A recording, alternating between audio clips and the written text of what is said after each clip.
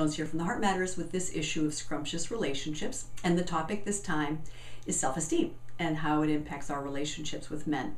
So I want to tell you my personal history with this. Many years ago, here's what I thought. Everybody else has a problem with self-esteem. Not my issue. Not me. Not possible. You know, and I love to laugh at myself. I mean, my God, if I didn't, I'd be missing so many opportunities for humor. But that was one of those times when I really got to have a good laugh at myself, because what I learned was that I had low self-esteem about having low self-esteem. It was pretty funny. Now, my version, or the way that it expressed for me, didn't look like how I thought low self-esteem showed up. You know, I wasn't in bed all day or binge eating or, having a hard time motivating myself. In fact, I was kind of the opposite side of that. I was just going all the time, producing stuff. I kept reaching for the next thing that would ultimately, as it turned out, earn me being worthy. That was my version of how self-esteem stuff showed up.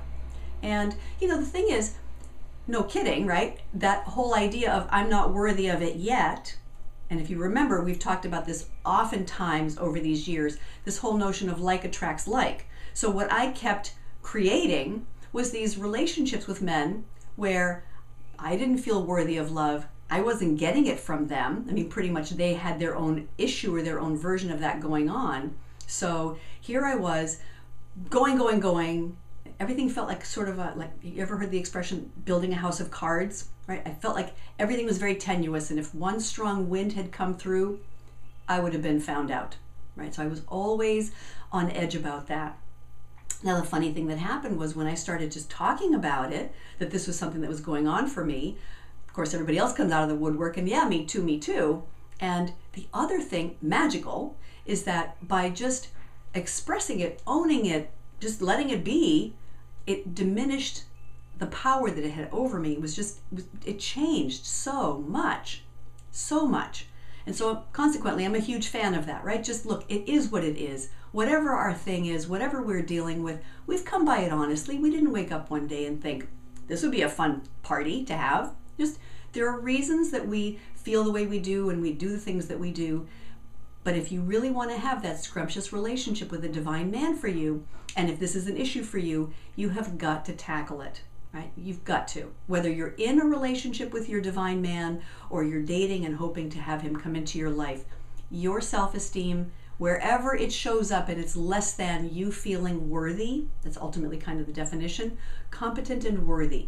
If you're feeling less than, you have got to know that it's showing up in your relationship with men, and let's take care of that. Let's not have that be, at least, I mean, it might be there, but don't have it be that it's interfering with your capacity and your ability to attract love, to experience love, to give love, right? I want that for you, and I know you want that for you too, right?